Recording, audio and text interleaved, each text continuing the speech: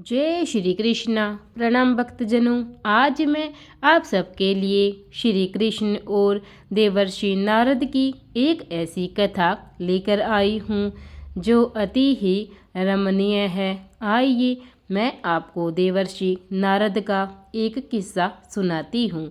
एक बार देवर्षि नारद के मन में आया कि भगवान के पास बहुत महल आदि है, एक आधा हमको भी दे दे तो यही आराम से टिक जाएं, नहीं तो इधर उधर घूमते रहना पड़ता है। भगवान के द्वारिका में बहुत महल थे। नारद जी ने भगवान से कहा, भगवान आपके बहुत महल है, एक हमको दे दो तो हम भी आराम से रहें। आपके यहाँ खाने पीने का इंतजाम अच्छा ही है। भगवान ने सोचा कि यह मेरा भक्त है, विरक्त सन्यासी है, अगर यह कहीं राजसी ठाठ में रहने लगा तो थोड़े दिन में ही इसकी सारी विरक्ति भक्ति निकल जाएगी। हम अगर सीधा ना करेंगे तो यह बुरा मान जाएगा, लड़ाई झगड़ा करेगा कि इतने महल है और एक महल नहीं दे रहे हैं। भगवान ने चतुराई से काम लिया। नारद से कहा, जाकर देख लीजिए, जिस मकान में जगह खाली मिले वहीं तेरे नाम कर देंगे। नारद जी वहां से चले। भगवान की तो 16,108 रानियां और प्रत्येक के 11-11 बच्चे भी थे। यह द्वापर युग की बात है। सब जगह नारद जी घूम आए, लेकिन कहीं भी एक कमरा भी खाली नहीं मिला, सब भरे हुए थे।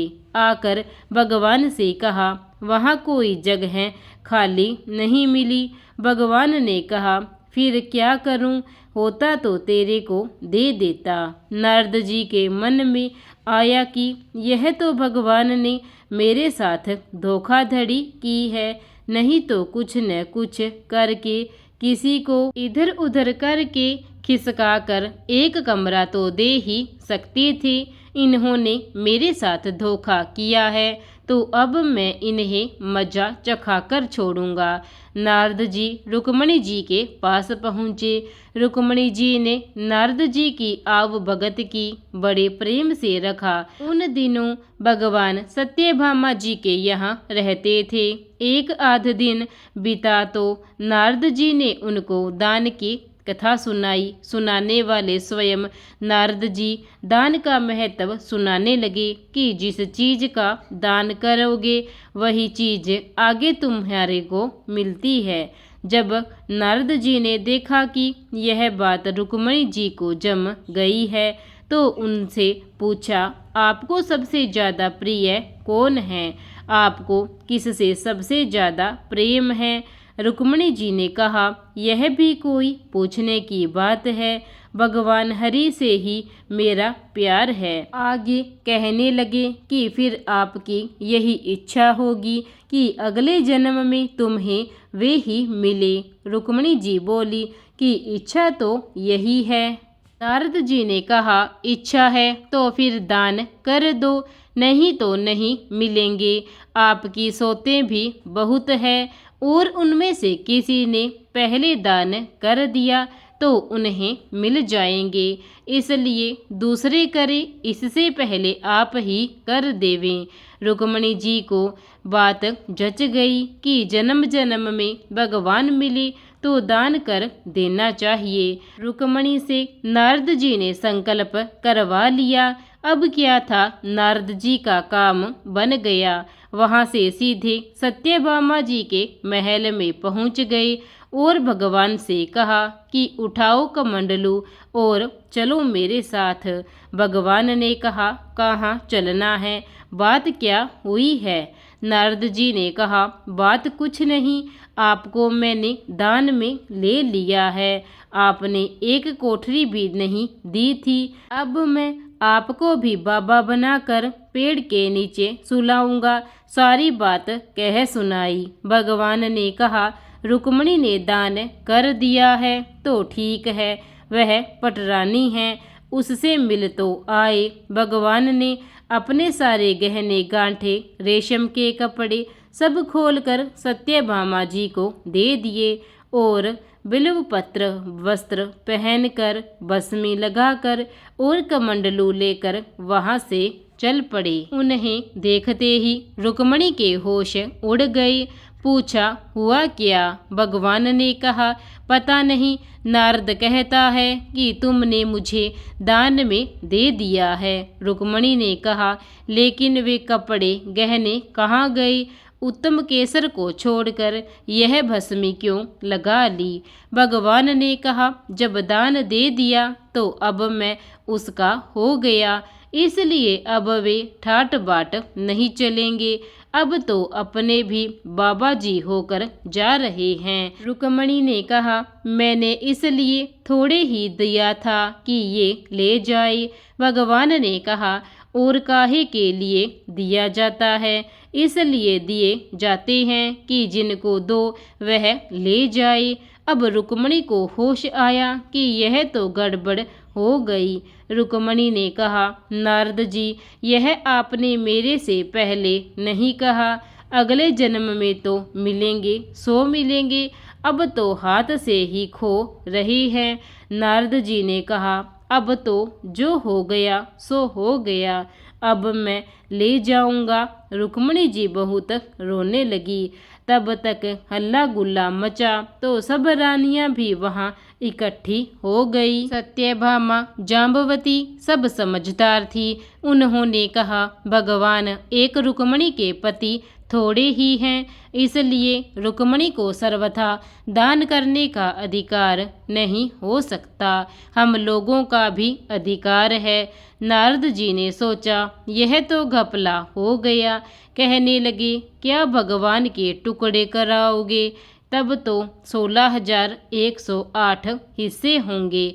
रानियों ने कहा, नारद जी कुछ ढंग की बात करो। नारद जी ने विचार किया कि अपने को तो महल ही चाहिए था और कृष्ण जी ने दान में नहीं दिया, इसलिए अब मौका ठीक है, समझौते पर बात आ रही है। नारद जी ने कहा, भगवान का जितना वजन है उतने का तुला दान कर देने से भी दान मान लिया जाता है। तुला दान से देह का दान माना जाता है, इसलिए भगवान के वजन का सोना हीरा पन्ना दे दीजिए।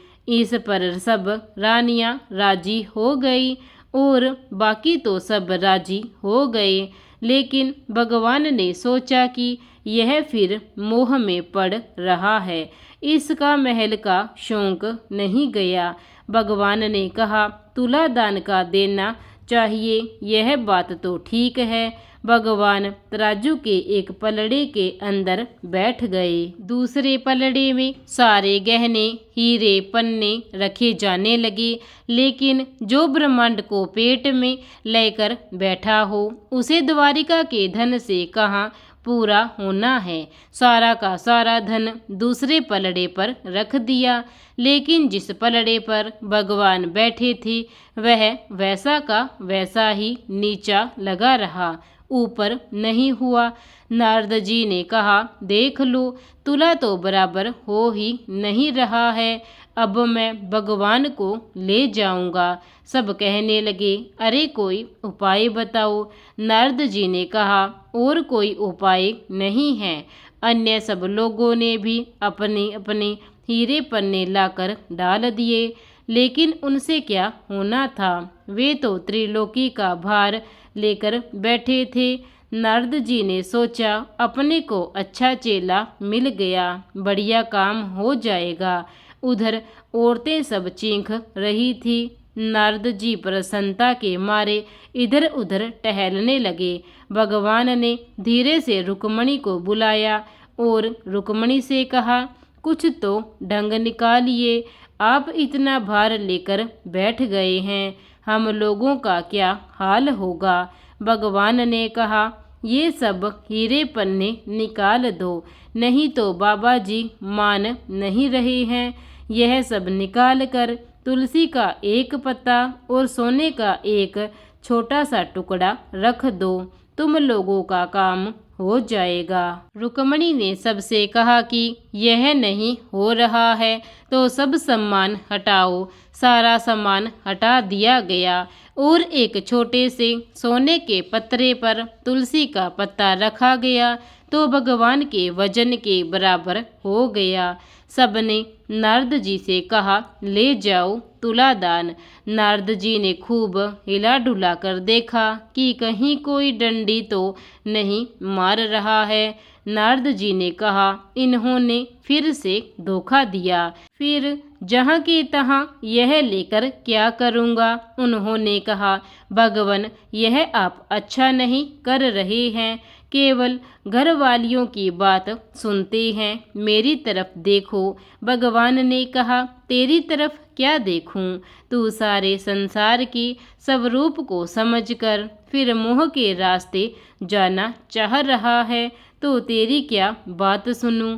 तब नारद जी ने समझ लिया कि भगवान ने जो किया सो ठीक किया।